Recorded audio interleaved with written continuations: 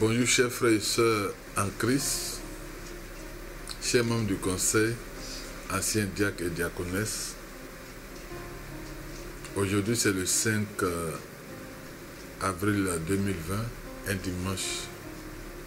C'est le troisième dimanche où le peuple de Dieu n'a pas pu se retrouver dans la maison de son Dieu pour célébrer le Seigneur, le roi des rois. Et cela nous fait penser à la situation d'Israël au temps des prophètes Jérémie, Ézéchiel et Daniel. Lorsque l'Éternel avait interpellé son peuple, invitant son peuple à la repentance, le peuple a cru que aussi longtemps que le temple était à Jérusalem, Jérusalem existait, Dieu était avec son peuple. Et pourtant le peuple était dans le péché, le peuple avait besoin de repentance. Jusqu'à ce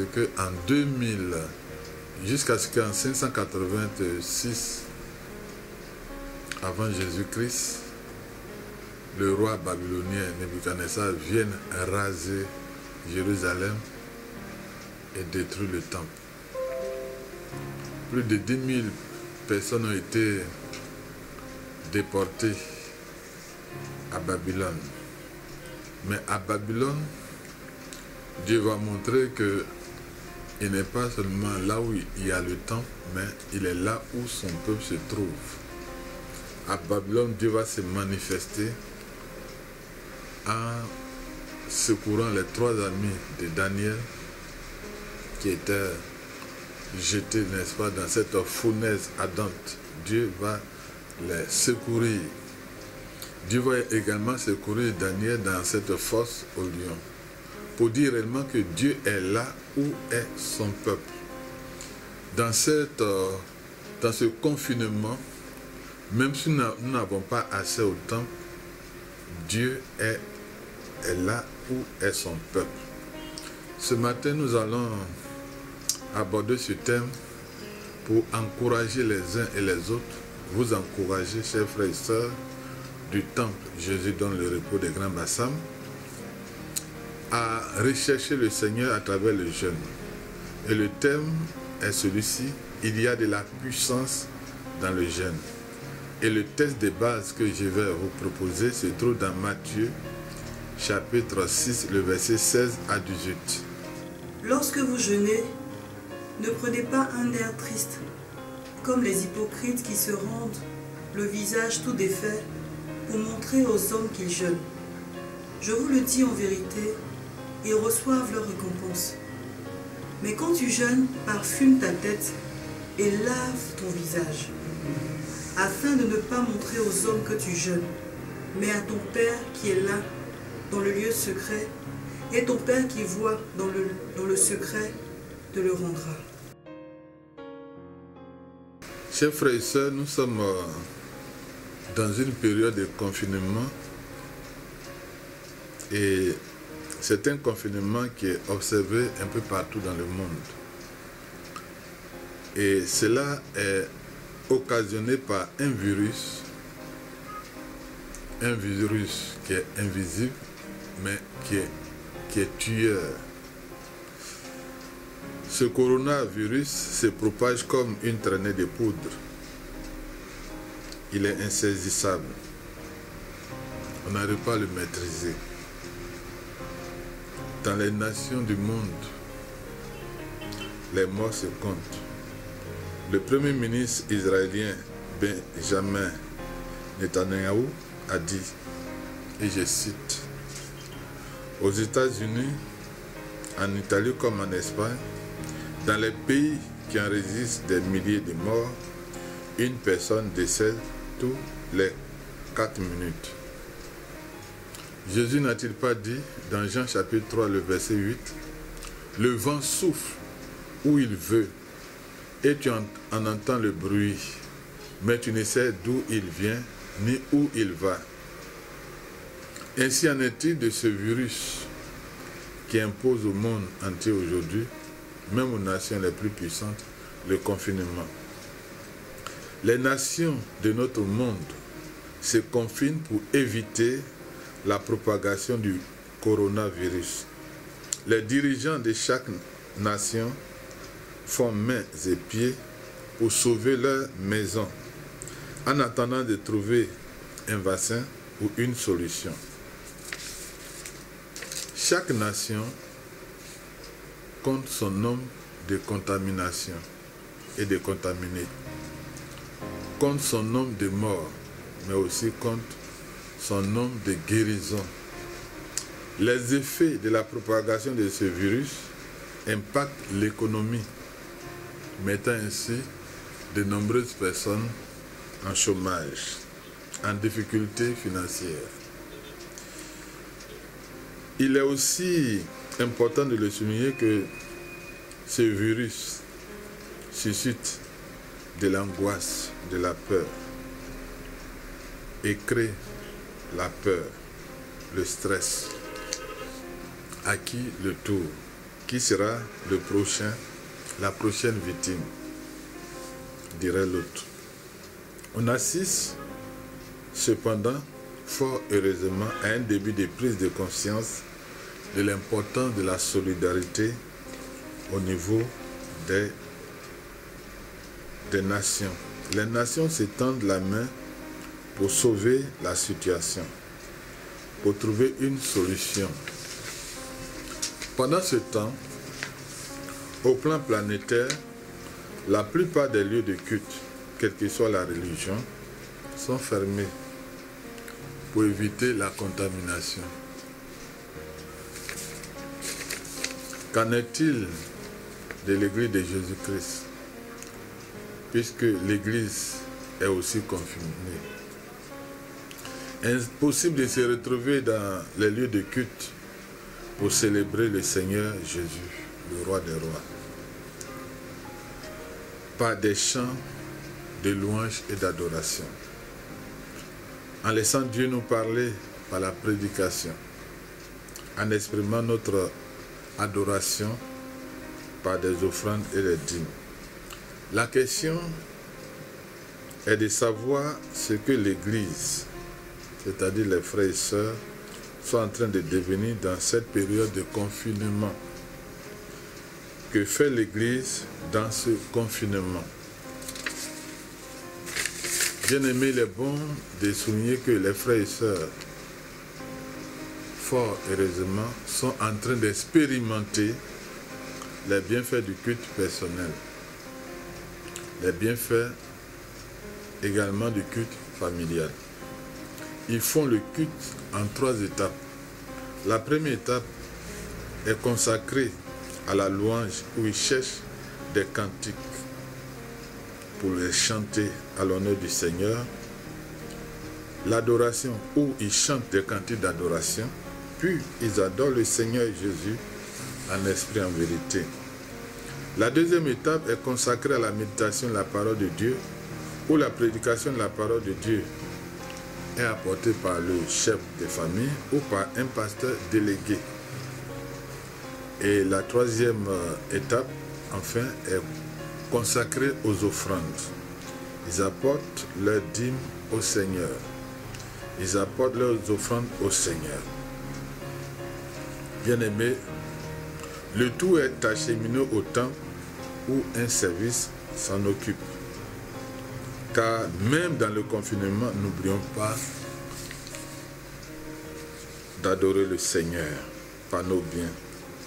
N'oublions pas de soutenir l'œuvre du Seigneur. N'oublions pas nos engagements. Ces frères et sœurs sont, bien aimés, en train d'expérimenter une autre dimension de la vie chrétienne. Ils ne sont pas nostalgiques des lieux de culte. Au contraire, ils sont en train de vivre un réveil individuel, familial. Tout à l'heure, un couple, un ancien et son épouse, m'ont dit ce qui suit. À ce culte du soir, leurs enfants ont fait l'expérience du baptême dans le Saint-Esprit. Et j'ai béni Dieu. L'aîné en a déjà fait l'expérience et les deux autres viennent de faire l'expérience du baptême du Saint-Esprit. Et ça se passe dans le confinement. La vie des frères et sœurs est donc en feu. Le frère ou la sœur prend conscience de l'importance de sa relation avec le Seigneur Jésus. Avoir une relation personnelle avec le Seigneur Jésus devient une réalité. Les familles retrouvent leur unité. La famille est en feu. Les parents, le père et la mère, sont avec leurs enfants autour de la parole de Dieu comme le recommandent les Écritures. Cependant, une question reste pendante. Que fait l'Église face à cette pandémie? Qui a péché? Est-ce l'Église ou les gouvernements du monde?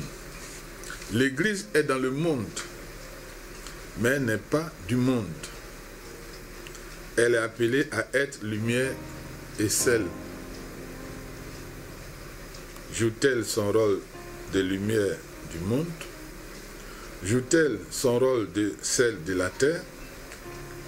Collabore-t-elle effectivement et efficacement avec le Saint-Esprit, son associé? Obéit-elle promptement ou aveuglement au Saint-Esprit? Suit-elle les directives du Saint-Esprit? Écoute-t-elle le Saint-Esprit? Bien-aimé, le Saint-Esprit est toujours en mouvement.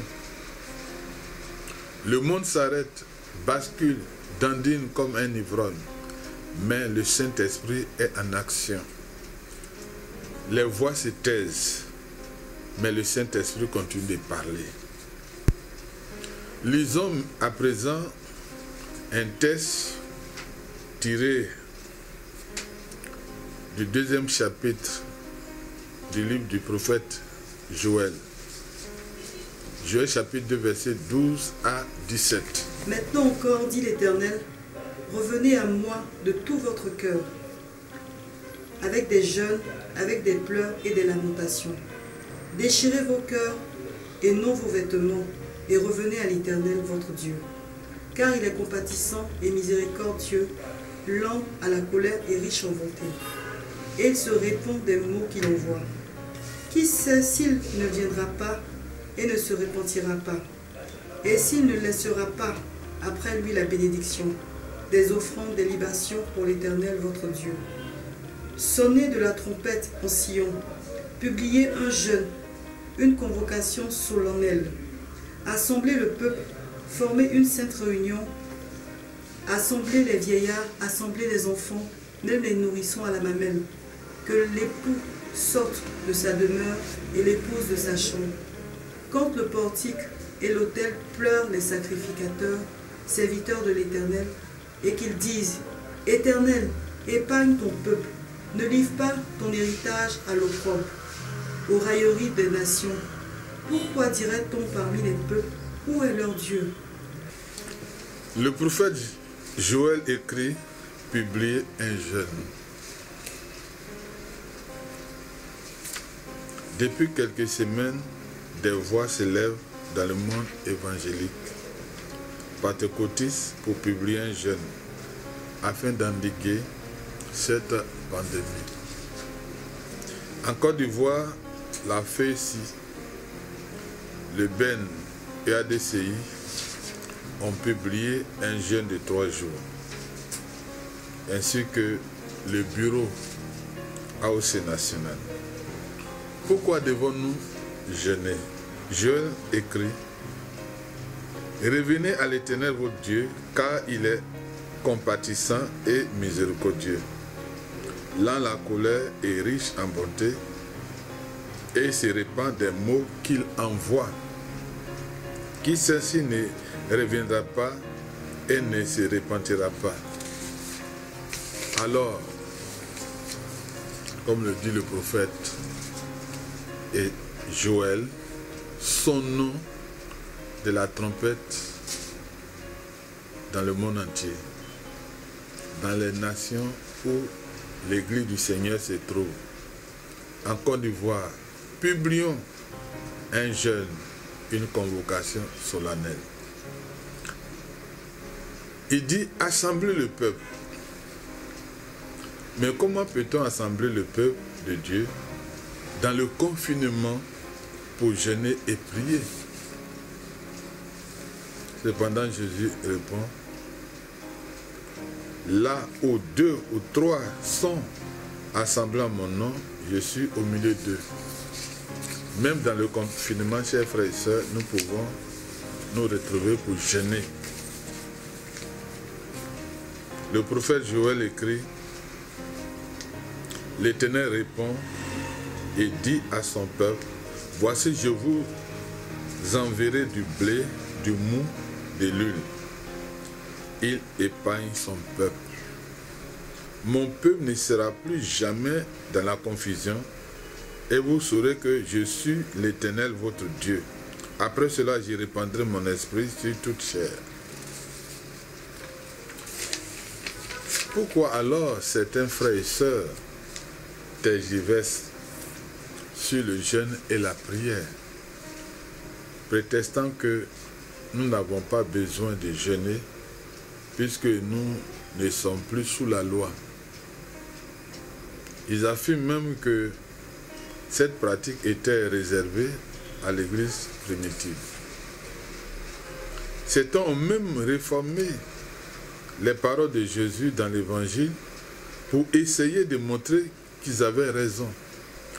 Lisons Matthieu chapitre 9, versets 14 à 15 et Jean chapitre 16, verset 7. Jean 16, 7.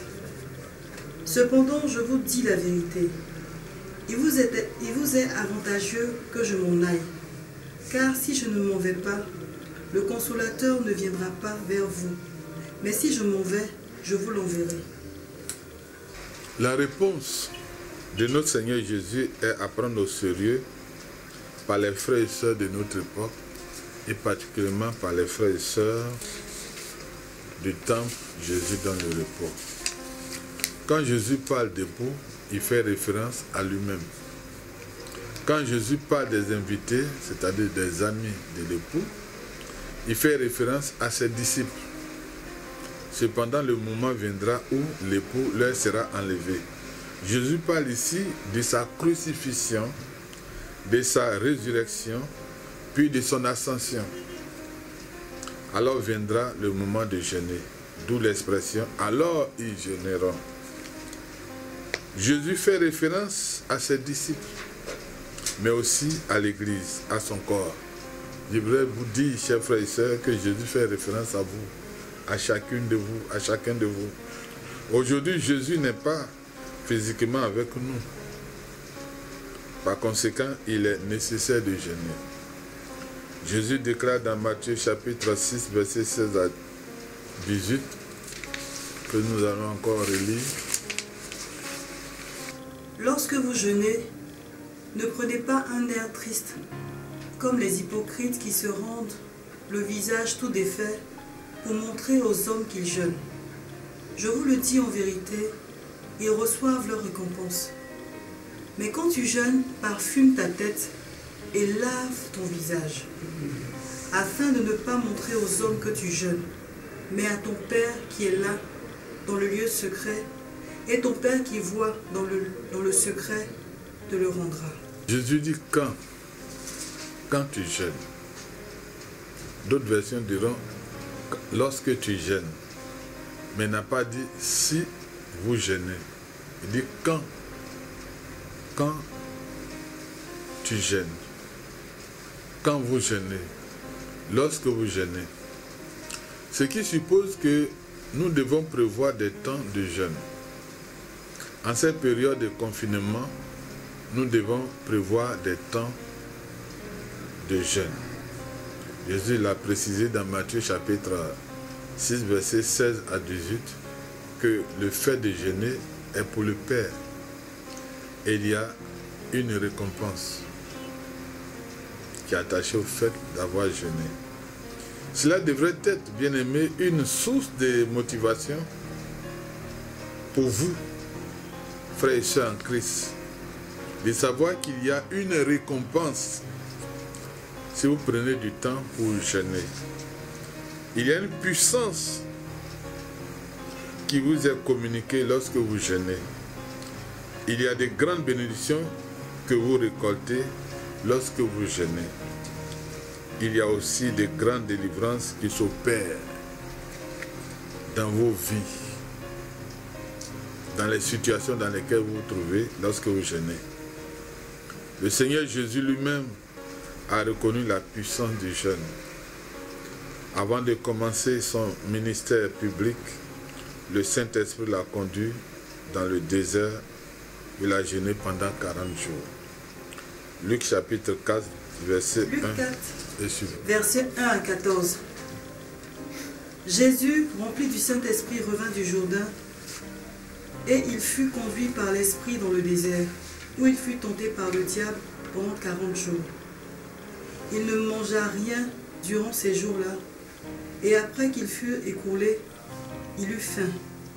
Le diable lui dit, « Si tu es le Fils de Dieu, ordonne à cette pierre qu'elle devienne du pain. » Jésus lui répondit, « Il est écrit, l'homme ne vivra pas de pain seulement. » Le diable l'ayant élevé, lui montra en un instant tous les royaumes de la terre, et lui dit, « Je te donnerai toute cette puissance et la gloire de ces royaumes, car elle m'a été donnée et je la donne à qui je veux. Si donc tu te prosternes devant moi, elle sera toute à toi. » Jésus lui répondit, « Il est écrit, tu adoreras le Seigneur, ton Dieu, et tu le serviras lui seul. » Le diable le conduisit encore à Jérusalem, le plaça sur le haut du temple et lui dit, « Si tu es le Fils de Dieu, jette-toi d'ici en bas, car il est écrit, il donnera des ordres à tes anges à ton sujet, afin qu'ils te gardent. Et ils te porteront sur les mains, de peur que ton pied ne heurte contre une pierre. » Jésus lui répondit, « Il est dit, tu ne tenteras point le Seigneur ton Dieu. » Après l'avoir tenté de toutes ces manières, le diable s'éloigna de lui jusqu'à un moment favorable. Jésus, revêtu de la puissance de l'Esprit, retourna en Galilée et sa renommée se répandit dans tout le pays d'alentour. Après ces 40 jours, Jésus est ressorti revêtu de la puissance du Saint-Esprit. Il a été d'abord rempli et après les 40 jours, il est revêtu de la puissance du Saint-Esprit. Il y a une récompense pour vous, chers frères et sœurs, lorsque vous jeûnez. Vous allez être revêtu de la puissance du Saint-Esprit. Vous allez expérimenter des délivrances, des guérisons, des miracles. Vous allez aussi expérimenter la délivrance. Que signifie jeûner? En grec, le mot jeûner est nesteio, ce qui signifie pas de nourriture. En hébreu, le mot pour jeûner est tesoun, ce qui veut dire pas de nourriture. En français, le mot jeûner signifie aussi pas de nourriture. Jeûner signifie s'abstenir de nourriture à des fins spirituelles. Le Saint-Esprit, dans ce moment de confinement, mettra sur votre cœur des temps pour jeûner. Obéissez au Saint-Esprit. Malheureusement, dans beaucoup de milieux, la signification du jeûne diffère d'une personne à une autre, d'un milieu à un autre. Certains estiment que s'abstenir de regarder la télévision ou de lire le journal est une forme de jeûne. Mais bien aimé, le mot jeûne signifie fermer la bouche afin de s'abstenir de nourriture. Il y a de la puissance dans le jeûne. Il y a de la puissance dans le jeûne. Bien aimé, il y a de la puissance dans le jeûne. Et le fait de recevoir cette puissance, d'expérimenter cette puissance, est une récompense du Père. Car lorsque nous jeûnons, nous jeûnons pour le Père. Et c'est le Père qui nous récompense. La Bible indique clairement que le peuple de Dieu est appelé à jeûner. L'Ancien Testament, tout comme le Nouveau Testament, ainsi que l'histoire de l'Église nous révèle la place essentielle du jeûne comme canal de puissance. La parole de Dieu est pleine d'exemples de personnes qui ont prié et jeûné.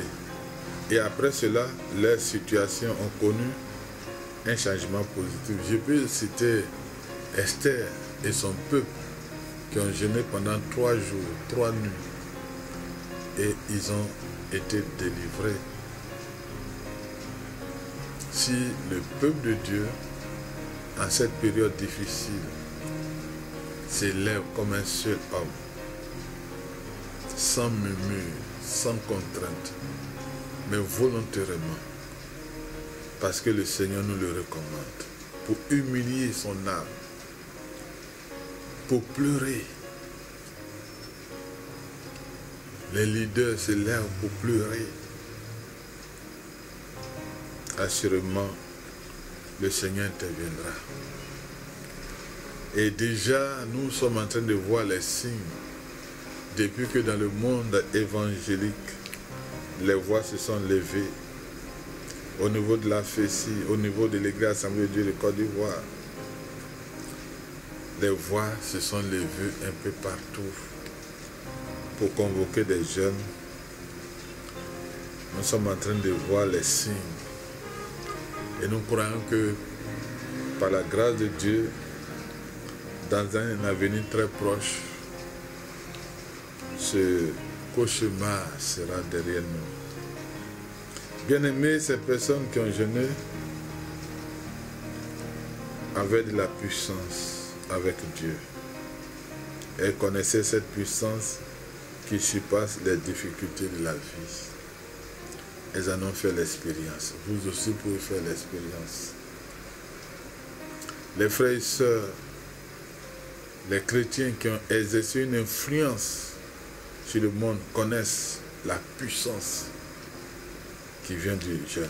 Il y a de la puissance dans le jeûne.